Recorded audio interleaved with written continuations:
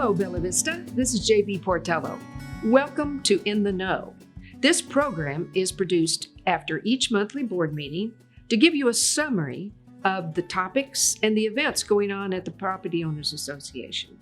In addition, these episodes are posted on the Facebook pages of the POA as well as the Bella Vista Community TV station. So sit back and enjoy being in the know. Hey, good morning. It's JB Portello here with another In the Know. I'd like to welcome Tom Judson. Hi, Tom.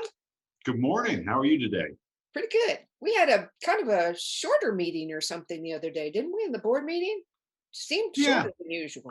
It's pretty efficient. They got through it. Efficient. That's a good word. I like that. Okay, so let's talk about celebrating success.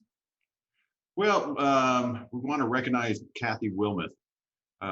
She works at Reardon Hall, and she's been working with the City of Bella Vista, the fire department, and Northwest Medical in coordinating the vaccination drives. And she's just done a great job.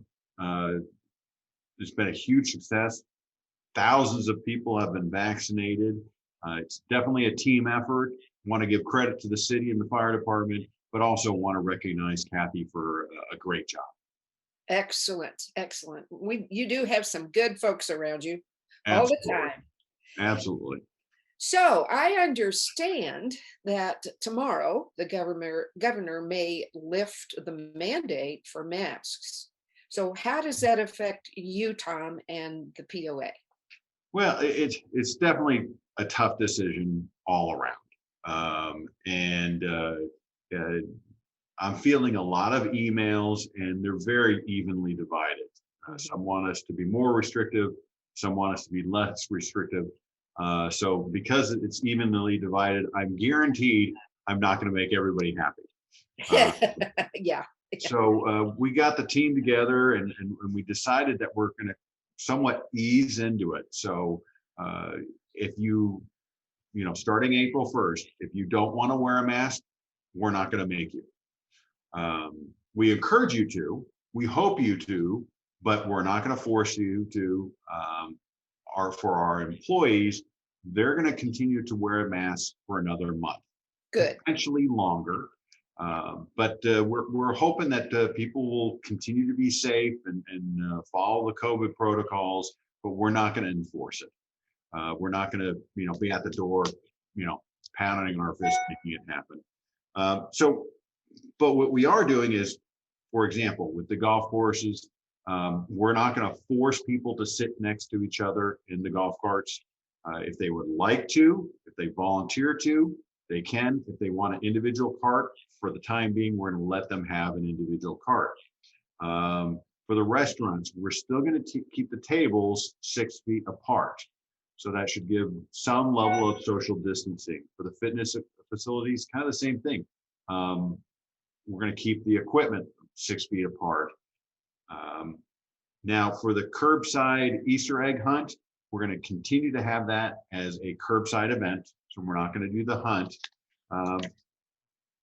The gun range, you're not required to wear a mask, but we're not going to allow groups to congregate in the pro shop.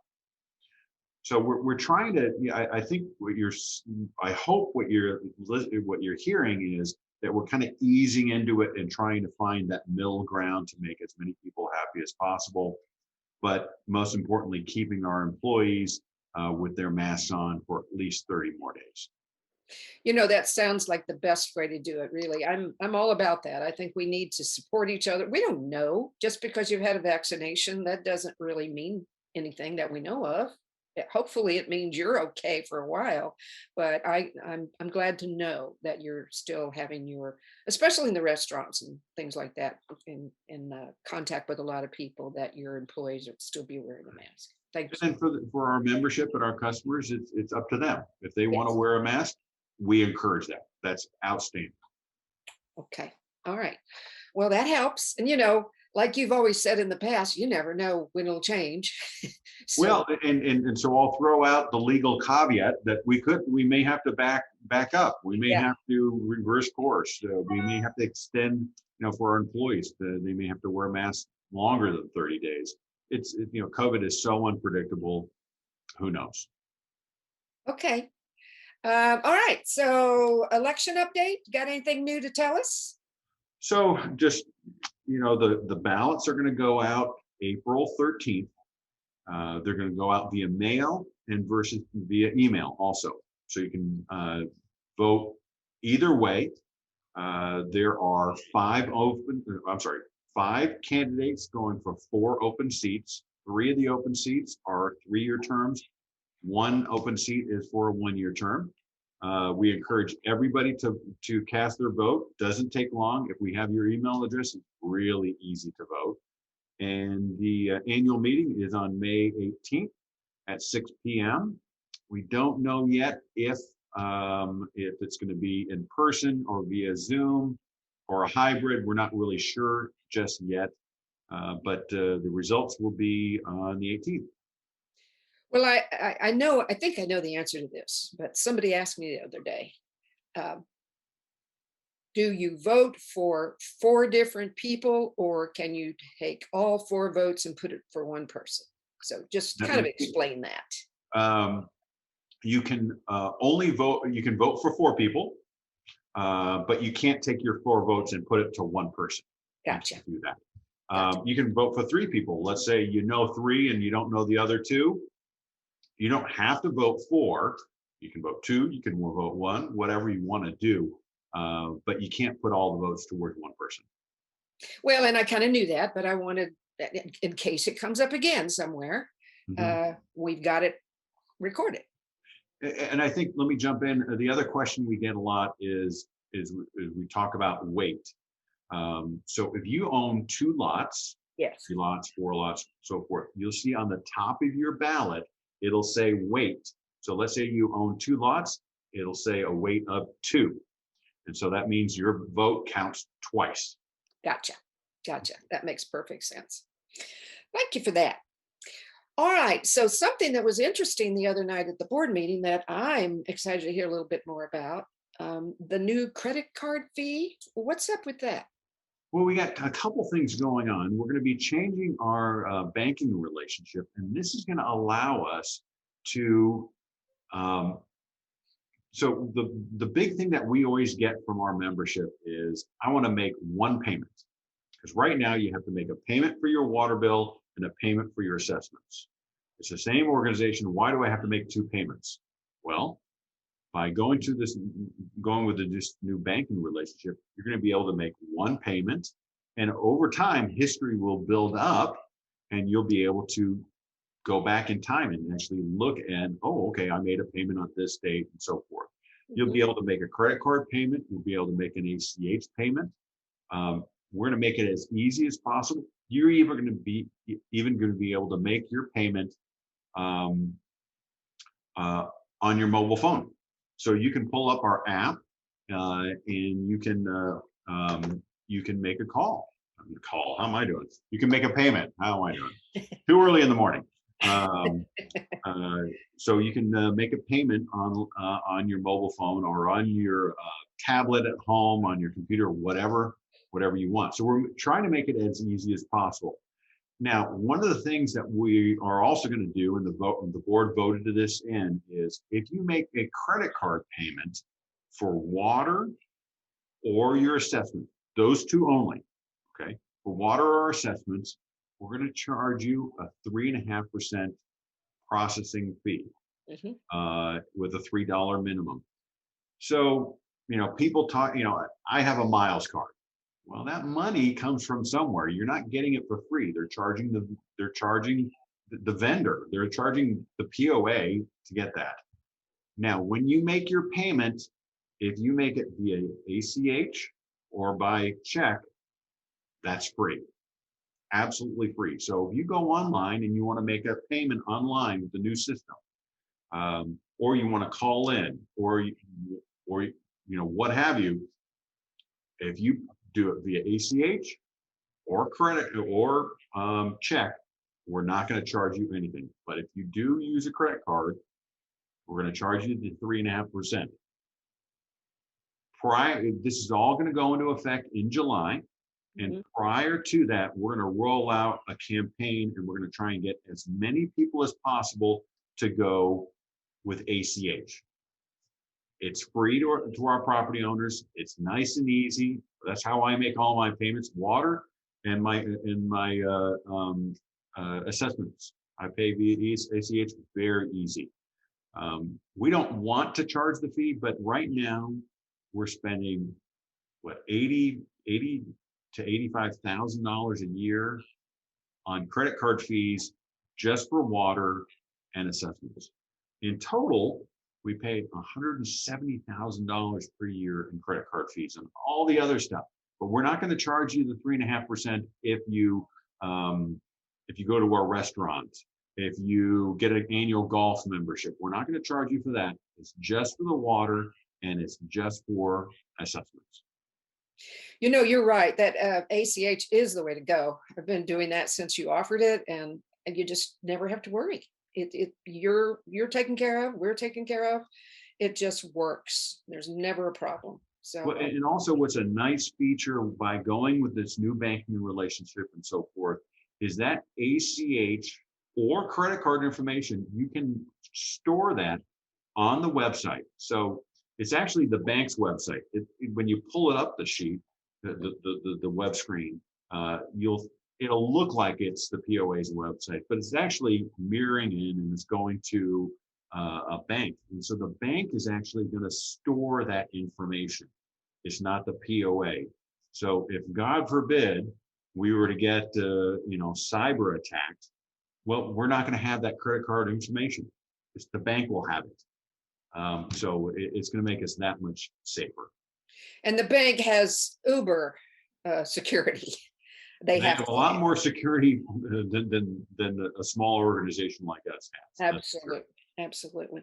Well, okay. Well, that just puts more money in the POA's budget that we can use for good things for all members, right?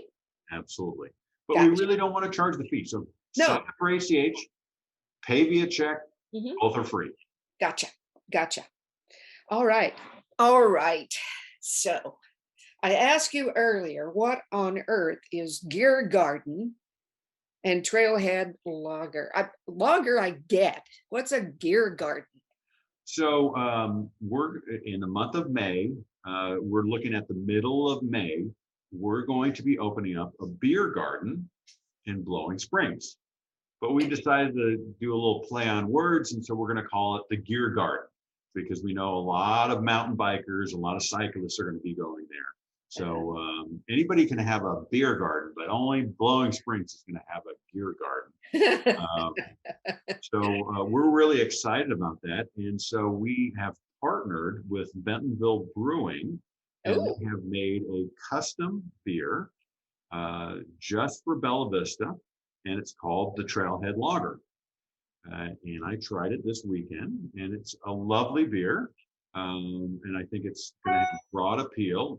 We rolled it out. We're going to actually have that beer available not just at the Gear Garden, but at all our locations. So we had it at BV Bar and Grill, but also they're going to be serving it at Bentonville Brewing. So that's where I got it over the weekend. And it's a very nice beer. I think a lot of people will like it.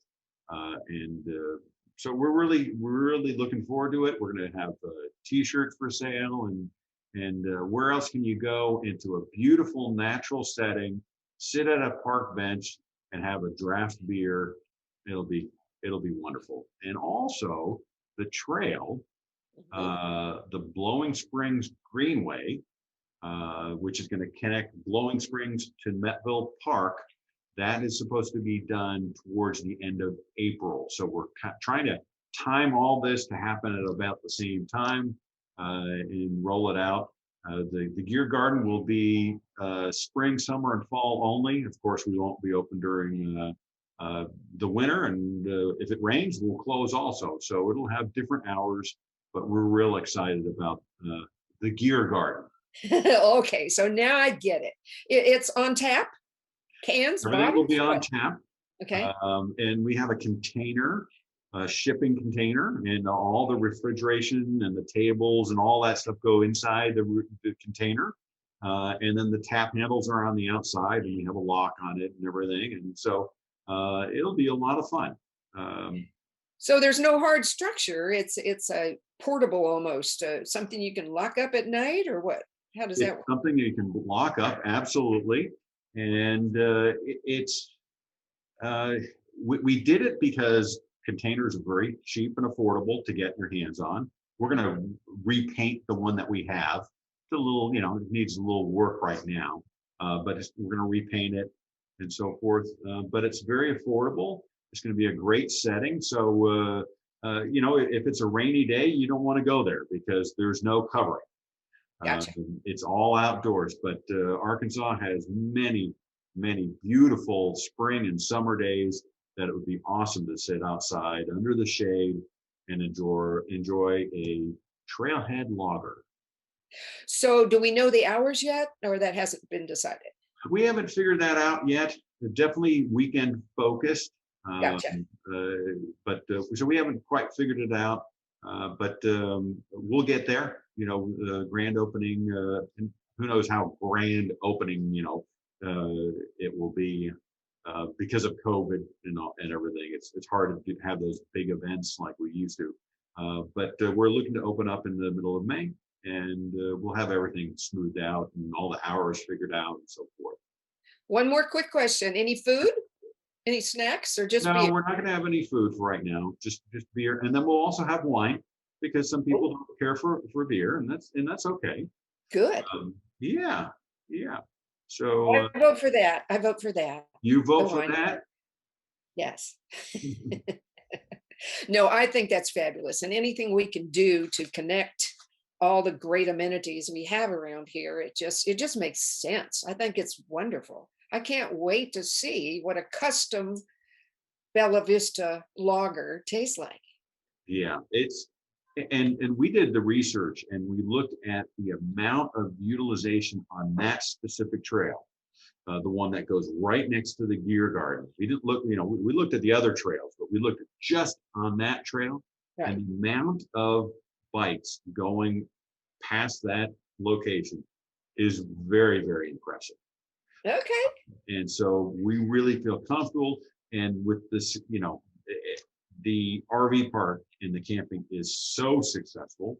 So you could walk down from the RV park, you can grab a beer and then walk back to your RV. And what a great evening. Or those new little tiny cabin things that are going up. You got one there now, and you've got 3 more, I think, going in place soon. 3 to 4 more. They're on order. We're probably going to get them delivered latter portion of summer, if not fall, before they arrive. So those things will impact us more next year. Gotcha. The lead Okay. time on getting the tiny cabins it's a long time. Unfortunately, they're building them from the ground up. So Yeah. Okay. All right. Well, anything else we need to talk about today? I think I'm excited about this several new things. yeah, well, I just encourage, because we're not going to talk again until after the ballots come out, but do your research, determine who you feel is going to be best to serve on the board, and most importantly, vote. Yeah. And I feel like all the candidates would welcome a phone call, an email, anything. All that information is out there. And all you have to do is just ask. If you And go on ask the candidate, you're not a friend or somebody. Ask the candidate. Go to the source. well, if you go to our website, you can see all the candidate bios, Yes. video, all that information. So a lot of great information. We had the meet the candidates, but the video was poor for the meet the candidates. We apologize for that. We've upgraded to a whole new platform, so it'll help us going forward. But unfortunately, the video for the meet the candidates was something to be desired. That's for sure. Okay. Well, hey, Tom, thank you. I look forward to, one more thing. The next board meeting, will it be Zoom and will we be in the boardroom, or is it a? Great question. So we're starting in April for the committees and for the board, Mhm. we're going to go back to the hybrid. So if people want to come in person, they can. If they want to do it via Zoom, they can. Either is fine. Guest members will allow one in the boardroom at a time to ask questions. Good. Okay. They can wait in the waiting room or the welcome center, whatever you want to call it, and we'll let them in one at a time. So we'll have some social distancing to the best of our ability, but the boardroom is limited in size. But people want to start getting back together. We encourage you to wear masks, but you're not required to. Okay. All right. Well, that's a lot of information. So let's move right ahead. And thank you as always. I enjoy talking to you and finding out what's going on. And enjoy speaking with Alex next. I know. I guess we'll be right back with Ask some really hard questions, okay? I will. We'll see you. Okay. Hey there, welcome back. I'd like to now introduce you to Alex Sandberg. Alex, where do you hang out and what do you do? Tell me about it. Oh, geez. Play a lot of golf, hang out at the golf course. I'm a career golf professional. So when people ask me my hobbies, hey, I work at my hobby. My hobby is my job. My job is my hobby. What can I say? It's a good way to have it. Yeah. So you have a favorite golf course or a special place you are, or you just rotate among all of them? I kind of rotate among all of them. I play a little bit at each of them. I tend to play at the Highlands and Scottsdale courses because I'm on the west side of town more often than not. So they get most of my golf, but I like to spread it around. They're all great facilities, so really fun to play. Yeah. So how long have you been with the POA? Where'd you come from? Tell me about you. I have been in Bella Vista for about 4 years. I'm originally from Little Rock, Arkansas. I started in the golf business there a little over 20 years ago. From there, I moved to Missouri for a small town country club there and worked there for 8 years, and was wanting to get to Northwest Arkansas. I was looking to get to this part of the world. I got some family in the area, and it just so happened I kind of fell right into Bella Vista and have been in love with it ever since. So what do you do other than play golf? What's a typical day like for you? Not a whole lot of action for me on anything in particular. Just trying to stay busy. Not too much else to report, JB. Well, okay, so I think you have some tournaments coming up, or what? Yeah, tournament season has just now gotten underway for us. We've had our first couple sweetheart tournament. We've had a 3-person scramble here in the last couple of weeks. Both have been with full fields, so we're getting a really good response to our first couple of events this season. Coming down the pass, we have our couple spring mixer coming up in about the middle of May. And then we've got our All in the Family that's coming in the summertime. Our events have been filling up extremely quickly. So I encourage anybody that's wanting to play in anything to get signed up as quickly as possible. You'll find registration information out on our webpage, and you'll also be able to find flyers in all of our golf shops to get signed up for that stuff. But sooner, better than later. Gotcha. All right. Well, what about junior golf and perhaps golf camp? Yeah, so we've got a couple of junior golf things going on this summer. Last year we had to skip junior golf almost completely because of COVID. It kind of the timing of everything really cut us off. So for this year, we've got 2 separate junior golf camp weeks. The first is in June. I think the first date of it is June the 14th. And the second is in July. I want to say July 17th is the first week of that. But we have several, golf professionals here that help us with those camps. We treat them more as an introduction to golf. We want to make this more of a fun type of thing. We want the kids to go home and say, hey, mom and dad, you've got to take us out to the golf course now. So we don't dive into a whole lot of, deep swing instruction or anything like that. We play a lot of games. We make it an introduction to golf, and we just make sure that the kids are having a good time, as well as learning kind of the fundamentals and the rules and the etiquette and things of that nature. So when you say kids, what's the age? We start at age 6 and we'll go up to 17 for our junior golf camps. 6. Wow. Yeah. And we've got a lot of 6, 7, and 8-year-olds, tons of them. It seems like about half of our total turnout is in the 8 and under range. Really fun. Oh, I can only imagine. And who Oh knows? yeah. You may be training the next Tiger Woods or something, Hey, hope so. We'll do our best. Absolutely, absolutely. Well, is there anything else you'd like to say while we have this opportunity? There's a couple other junior things that we have. So Gavin Smith, who is our PGA professional at the Kingsdale Complex, he runs our PGA Junior League, and he runs he's a regional director for the PGA Junior Tour for the state of Arkansas. Ooh. So we have junior camps, which are very beginner based, introductory to golf.